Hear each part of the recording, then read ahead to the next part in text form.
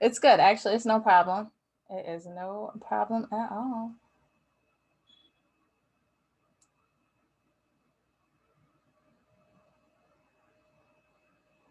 All right, all right, all right.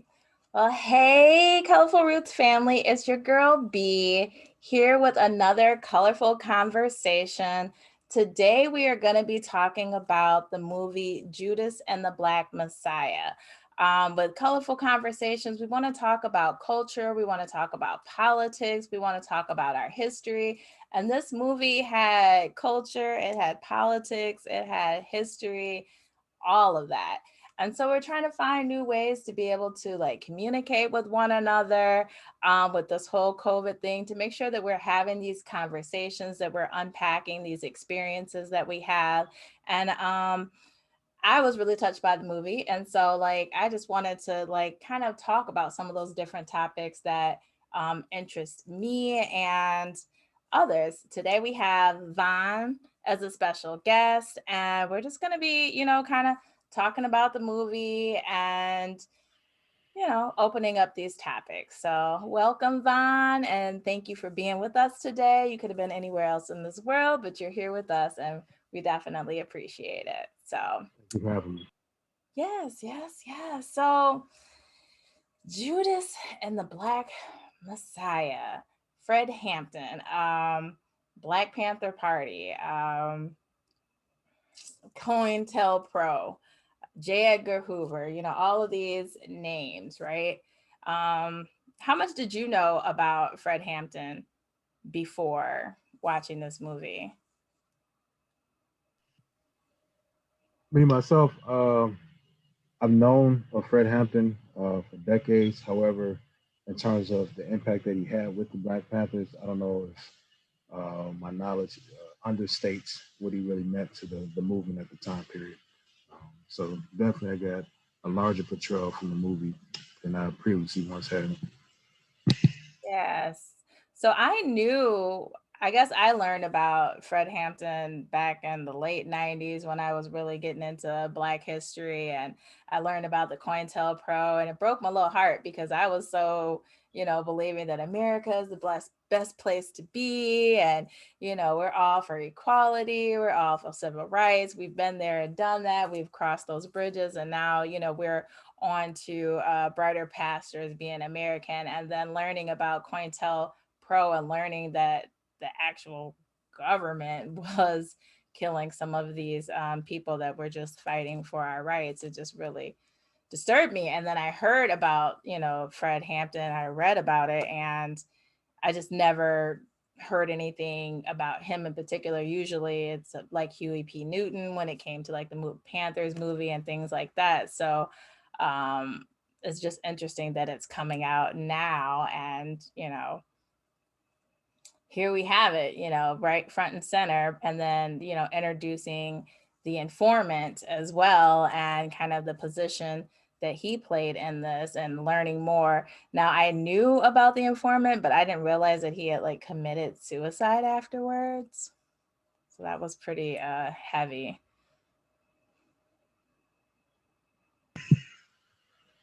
Yeah, absolutely. And in terms of William O'Neill, the character Bill that was played by Lakeith in the movie. So definitely something that we'll speak about later in the segment. Yeah, most definitely. So, one topic that I found really interesting was the fact that Fred Hampton was trying to pull in the people from the KKK. I thought, wow, like that's pretty amazing that he would even think to try to find some way where the Black Panthers or Black liberation could intersect with, the KKK and find some type of way to work together. And then also working with the gangs too, that he was like pulling all of these people, all these different groups together for united cause. And I know Martin Luther King had done something like that as well when it came to the poor people's movement. And so it just seems like that's a huge threat. in some kind of way. What are your thoughts on that? In terms of Fred Hampton Yeah. and the threat that he posed to the United States government, I don't know if the whole entire United States government felt this way, but I think it was overstated by J. Edgar Hoover, from what I've read and what other people have reported on and given their testimony on as well in terms of Fred Hampton and in terms of what he was trying to do in Chicago at the time as the chairman of the Illinois chapter of the Black Panther Party. Somehow his name got out there and people saw him as a revolutionary voice, which is why the movie was called Black Messiah, in terms of the impact he was having at the age of 21. And so that was also a dangerous thing, just how young and energetic he was and how eloquent he was in terms of the passion that he carried and was able to not just put words, action into words and words into actions, but the impact he actually had on the ground as well and the type of people that wanted to follow him. So definitely, I could see why the government themselves or people in the government said that he was a threat, and that was portrayed by the movie as well in terms of some of the dialogue that was shared from the informant to Hoover as well. Yeah, most definitely. And so I'm just thinking to myself, like, is there any reason why? I think you had mentioned before when we had the conversation that there's another movie coming out. What's the name of the movie? American Skins or That already aired. So that was a okay. previous movie that came out before this movie, American Skins. Um, and so I don't know if you want to try to compare the two movies or just the fact that these two movies came out back to back after 2020, during which we did see uprising in all types of communities around the world after some tragic events occurred in our country. Right, over the summer, all of the different protests with Black Lives Matter and everything, um, as well. Now, what are your thoughts on, Black Lives Matter versus the Black Panther Party? Now, would you consider them to be similar? Do you think they're seen as similar?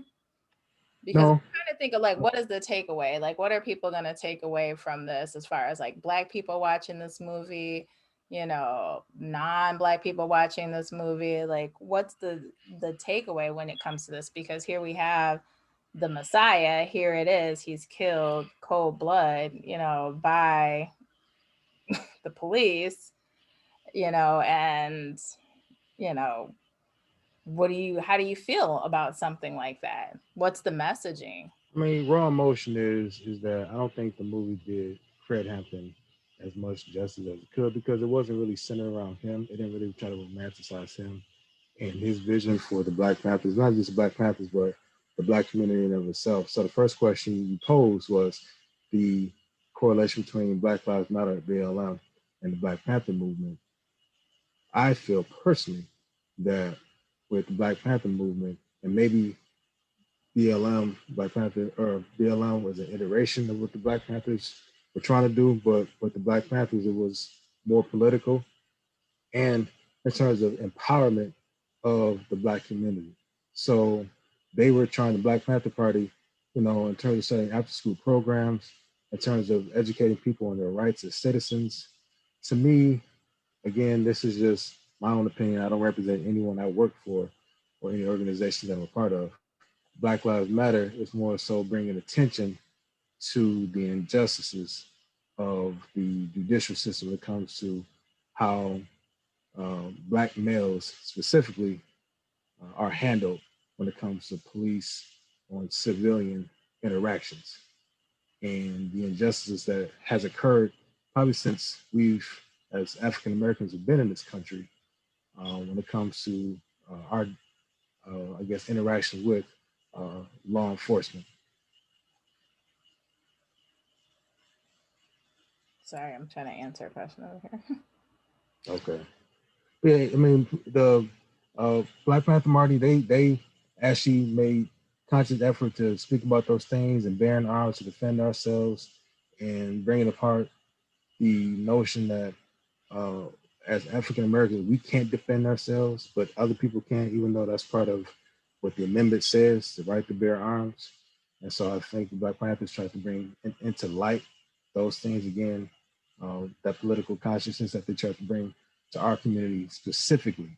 With the Right. With the Black Lives Matter, I think that was more um, kind of more inclusive than exclusive, as Mm. opposed to what the Black Panthers are trying to do with the Black community only. Yeah, because when I watched, I mean, it's not just the movies, I've read the books too, but they were pretty specific about working with other groups, but not having other groups like infiltrate, you know, what they were doing within their organization. But with them working with other groups, like um, what the gang that they were working with, um, I mean, did you think that that was a wise choice? I mean, why not? I mean, they're part of the community also. And they have just as much influence in the community as any other type of organ. Actually, if people think about it, what they refer to as gangs is basically organizations. And I want to say, you know, many of these so-called gangs were organizations that were started for community improvement and betterment, almost like what the Black Panthers were trying to do. Mm-hmm. But again, it got skewed with how whoever infiltrated these areas or social engineered these organizations, as we call it, gangs, all of a sudden, and start flooding our communities with drugs and guns, illegal guns, so that they can create the havoc. And now discredit these groups by referring to them as gangs, thugs, and terrorist organizations to their own communities. Right. Well, I just wondered if maybe that left them more susceptible to being considered a gang if you're like working with the gangs. So I don't know. I wouldn't say that. I think it was more so the imagery, the optics of the Black Panthers is what I think terrorized America. When you see black men and women in black garb, leather, holding guns, as opposed to you saying, okay, they're exercising their American right to bear arms. They're trying to picture as these black people are coming for you, as in white people. They're a threat to you. They're trying to kill the police that try to serve and protect our community, and they're going to come into your neighborhoods with these guns and potentially threaten you. Mhm. So what was your like overall take on the movie? Like how did you feel at the end of the movie? I think I left more with questions than answers. Um, and that's why it actually enlightened me to want to do more research on these topics because everything about the movie, it's Hollywood, but I think if you had an understanding of Fred Hampton and William O'Neill and the Black Panthers during that time period in the late '60s, I think you kind of piece together what the movie was trying to portray and that sequence of events that led to the ultimate demise of Fred Hampton. So for me, I kind of had a background story. Like I said, I would still want to learn more about Fred Hampton, his rise to his position, being such a young man, and the type of people that influence him. But the movie in and of itself, I think, is a good starting point for a lot of people to kind of dig in, and that way they can kind of branch off from there because the '60s were powerful, especially late '60s. I mean, that was still the time where Vietnam War was going on. There was plenty of protests at that time period, even greater protests for the Vietnam War. Yeah, it And just seemed so, like there were so many things going on all at one time. right, Martin Luther King, Dr. Martin Luther King was just assassinated as well during this time period. It's just, again, the '60s in and of itself, so many things came out of that time period that I think influenced those movements at the time period. Well, you know, one thing that really touched me was that, you know, they had medical facilities that they were trying to put together, you know, programs for children and all of that. And I guess it just makes me wonder. I don't know what your feelings are on this. Is like, how is it a threat by taking care of yourself? I feel like almost like Black people are in a catch 22. It's like, if we're not doing for ourselves, then we're, you know, talked bad upon, that we're using the system, the welfare system, and just want to collect checks or that we're lazy. And then if we like have our own businesses, our own community, take care of our own kids, educating our own kids, then that's a problem too. So it's almost like this dilemma. So it's like, where exactly do we fit in? Like, were they trying to message get out by using some of those characters? Like, get out, because it's like, if we do for self, we in trouble. If we don't do for self, then we talked about like a dog. So it's like, well, where is the proper place to be? To me it's just confusing. That's where I was just kind of left almost kind of empty. Like, okay, so then where exactly are we supposed to be? And I guess it's not really a question for you to necessarily answer, but I don't know, could you relate or to any of that of what I just said? No, and I think something I saw was why was what they refer to as the threat in terms of, I guess you said, Fred Hampton opened up the schools and taking care of kids and having a before and after school programs, was that the FBI felt that by doing this, that Fred Hampton and the Black Panthers was trying to indoctrinate the young kids, and before they got to, teenager age, with their type of what they consider rhetoric, and condition these kids to think just like the Black Panthers. And that's what they felt that was even a greater threat, because now you get into the kids, Mm-hmm. right? And you're programming these kids, and basically you're almost forming your own military and rising these kids up the ranks to think just like you. That's what I felt it was even greater threat. And they thought that the Black Panthers were trying to mask an after school program and feeding program with this way of thinking, and actually just trying to get to the kids for their Right. movement. So I wonder too, I wish we had an additional guest that was non-black to kind of give their thoughts on, how they left the movie, because I mean,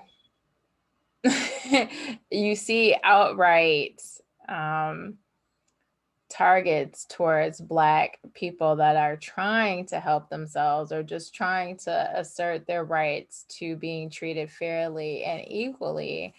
And you see that there that what we call systematic racism, where it's a part of the system.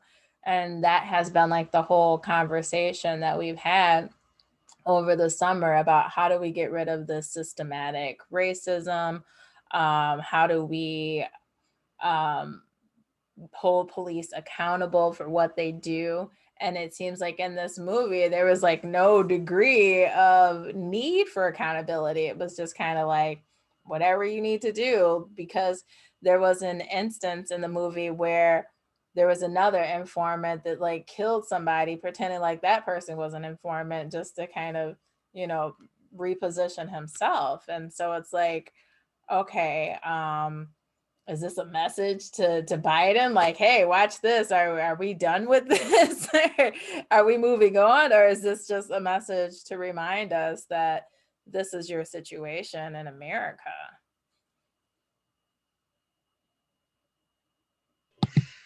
No, right, absolutely. And I'll bring this in. This is not the first movie to, I guess, kind of highlight some of the things that the Black Panther Party is trying to do. I think in the late '90s, another movie came out called Panther. I know for people, some people in the audience is old enough to remember that movie with Kadeem Hardison and some other famous black actors during the time period. Denzel. It came out during the late '90s as well. Oh wait, no. That kind of focus on the Black Panther Party back in Oakland, California, during the mid to late '60s, during that time period. So the movie that we're referring to, Judas and Black Messiah, was more so during the late '60s, '68 to '69, during Fred Hampton's sort of placement with the party in Chicago area.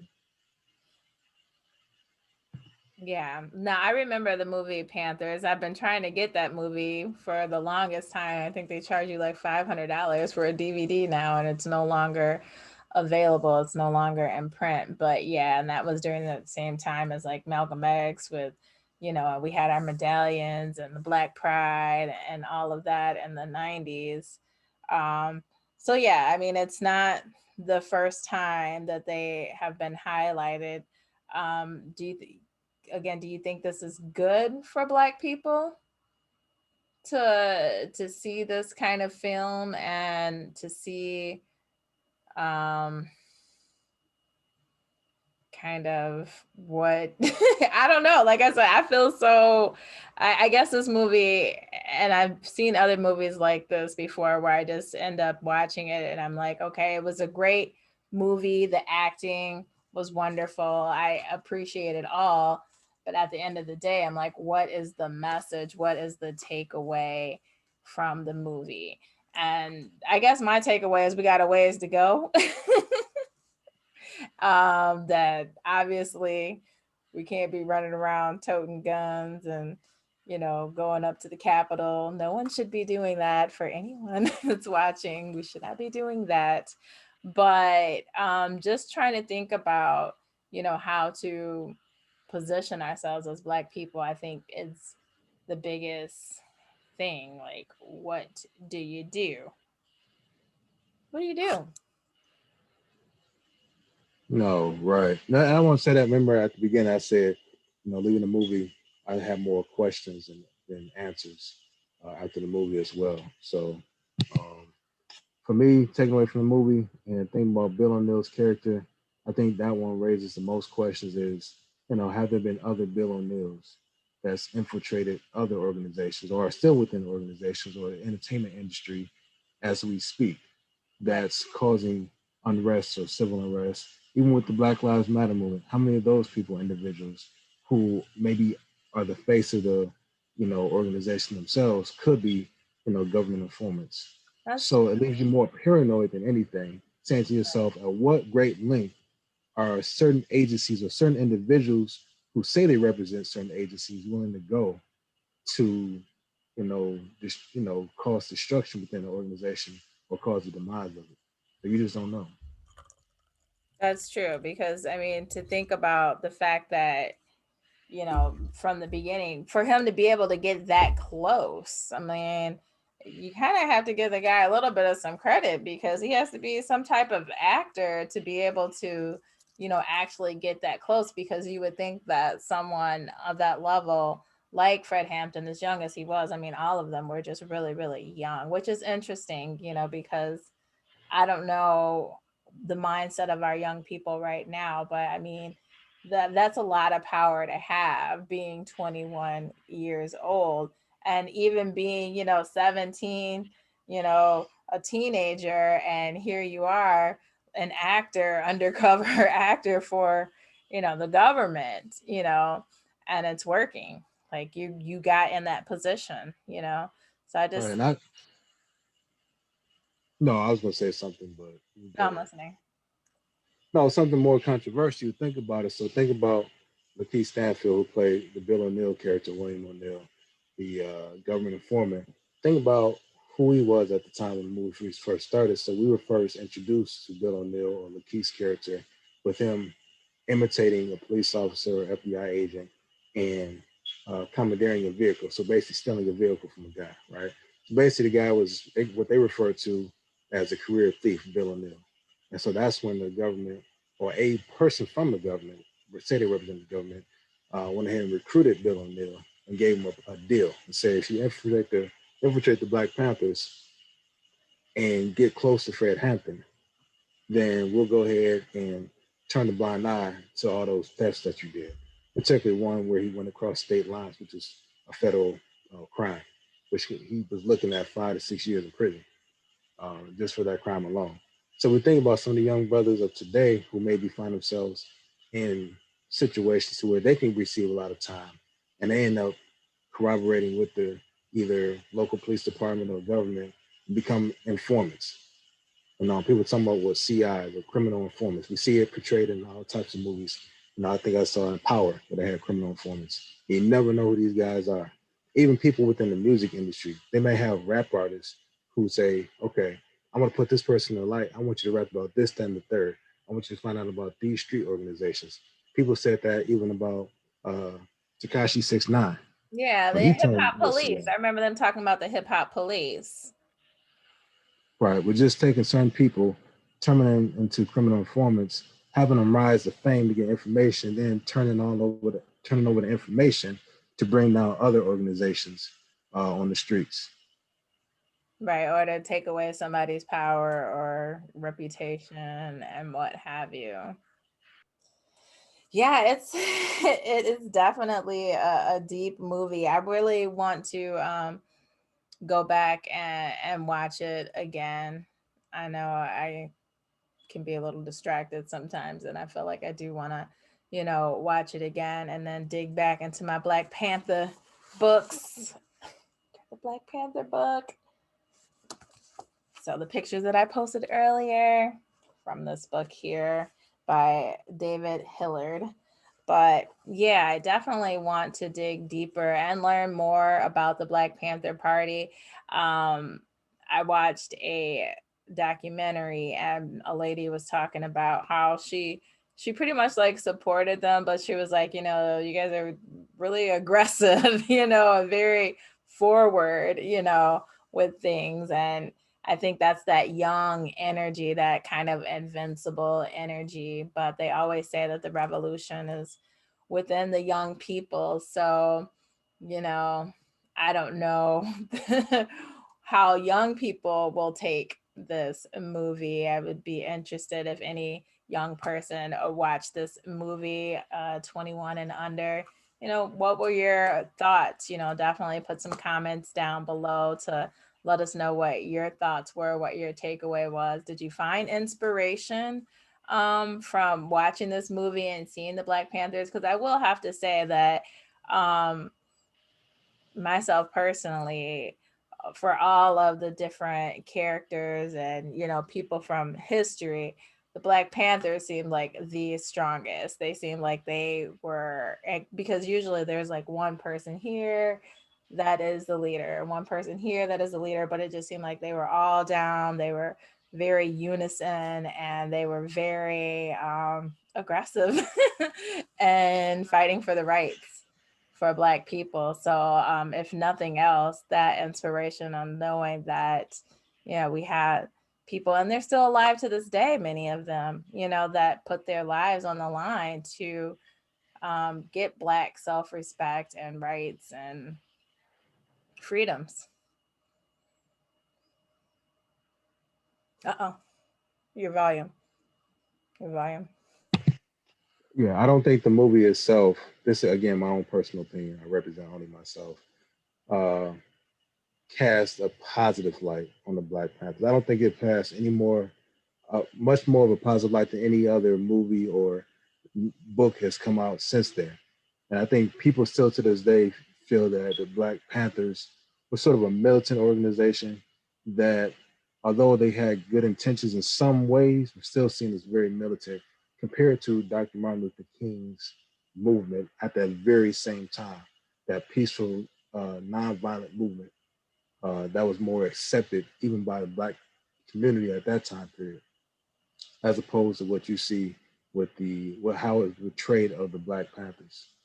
And Hmm. so, I mean, even today, when people mention Black Panthers, if you ask anyone, who the Black Panthers, say, yeah, it was, Black people with guns who hated the police and they were just trying to defend themselves. Yeah. Well, So, do you think that the whole, because now when you say Black Panther, I mean, now we have this movie that has come out, but as of very recently, it's been more about the Marvel Black Panther. Do you think that the Marvel movies and that whole Black Panther has impacted the history or information of the Black Panthers at all? I think the Black Panther movie, in terms of Marvel and the comic book, had more of a positive kind of impact on the Black community because it showed almost like more that back to your roots pride when so many Black people got excited to go see the movie. I know we're under the pandemic right now and movie theaters are closed, so I don't think it'd be as much excitement for this movie. And I don't know if it was because I think Black Panthers is still a troubling history that people feel. I think a lot of Black people are still conflicted by how they really feel about the Black Panther movement and the lasting impact that it had. Because when people think about it, there was a lot of young people involved with the movement. Um, and when you think about how much policy was changed, what was really gained from that movement at the time period, people are still saying, okay, what was the lasting impact? Yeah, we have notable figures from that movement, but there was so much controversy that Mm, it's difficult to get a clear view of who those individuals really were, what they represented, and then what the whole entire movement was really about with the Black Panthers right. at its core. Hmm. So Yeah. again, I don't think the movie did anything to really clear that up. It showed a lot of different scenes of, you know, police versus the Black Panthers and Black Panthers versus police, and it's just the imagery and the optics of a lot of those things. I think the messages got lost. To me personally, if I'm just a person with an untrained eye just watching the movie for entertainment value, as opposed to the historical accuracy and relevance of what I'm watching. Right. Well, I just wonder how many children are going to be like, okay, I want to learn more. Our young people are going to want to learn more about the Black Panthers for their story to speak for themselves, on their own, platform, the books that they've written and things like that. Because again, like you say, it's Hollywood, and then you're going to get a certain slant. And then with the guns, I think anytime you see black folks with guns, the program for the food and all the other stuff, like you say, it may not be as clear and sharp in your mind when you see all of those other things. It can kind of sometimes outweigh that, unfortunately. But I think it is fortunate that, they were able to bring those programs out, and it looks like the federal government decided, hey, we can take it from here, because they ended up forming, those same types of programs as well. So I mean, that is a positive takeaway, you think? No, I mean I don't think Yeah, so. I'm just kidding. Personally, I mean, in terms of, I mean, I don't know what the federal government had to do afterwards in terms of trying to neutralize, other groups that could form just like the Black Panthers. I know some people say there's certain people that were part of the federal government that helped to flood these neighborhoods full of drugs, and during the, Vietnam War, it took a lot of the black men out of these neighborhoods and left the mothers to raise the kids by themselves. That also caused the destruction of the black community, um, as well, taking the patriarch out the family. And you think about what happened subsequently, then there after the 60s, we had, let's say the 70s and 80s, the crack epidemic that everyone speaks about. We haven't been the same since. And people always talk about, what happened to the core nuclear black family. You know, what were the transitions at to where we are now, where you have more single female households than ever before in the history of this country. Right. Where did that start at? And you could talk about the destruction of the family during those late 60s at that time period where, we were at our strongest at those times. So in terms of positive impact, I don't know. It's difficult to say there were positive impacts, but at least we have those moments in history where we can still have a reference to if there were going to be people to be influenced to cause or have another type of revolution, as Fred Hampton spoke about. I am a revolutionary.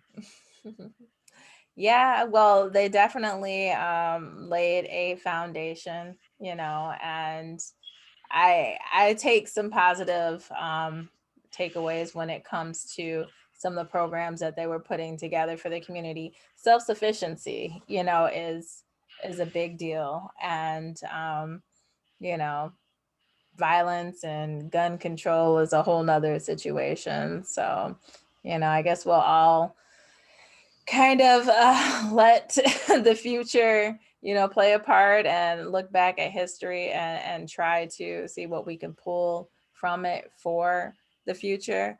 Um, any last words before we wrap it up? I'd just say if people haven't watched the movie already, I'd say do some background information before you actually watch the movie. That way, what you watch can be seen more in context. So read about William O'Neill, played by Lakeith Stanfield, and then was then Daniel Kalua, the gentleman who played Fred Hampton, was also in a lot of different movies like Get Out, sort of like a main character as well. Do some background information on those two characters, and then watch the movie with an open mind. All right. All right. Well, thank you so much, Vaughn, for being here for this colorful conversation. Um, Again, I myself personally was left a little kind of hollow behind the movie, to be honest. So I can't say that I have like the most to say. Is like I want to say something about it, but I honestly, yeah,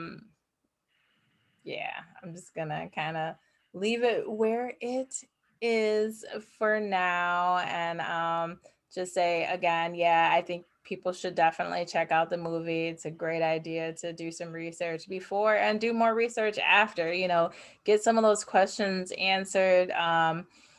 Look and see what was inspiration, because a lot of times they say inspired by truth, but it's not always exactly the way that things were.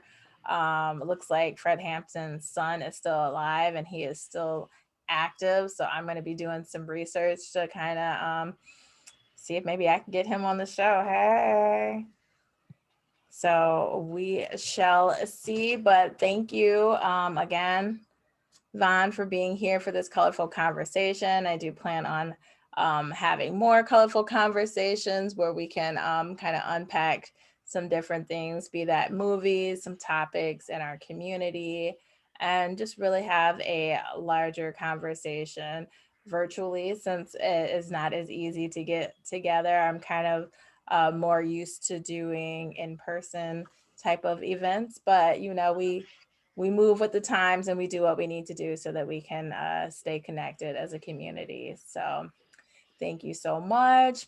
Please like, follow, subscribe. Catch us on Instagram, Colorful Roots with a Z. Till next time, be blessed. Peace.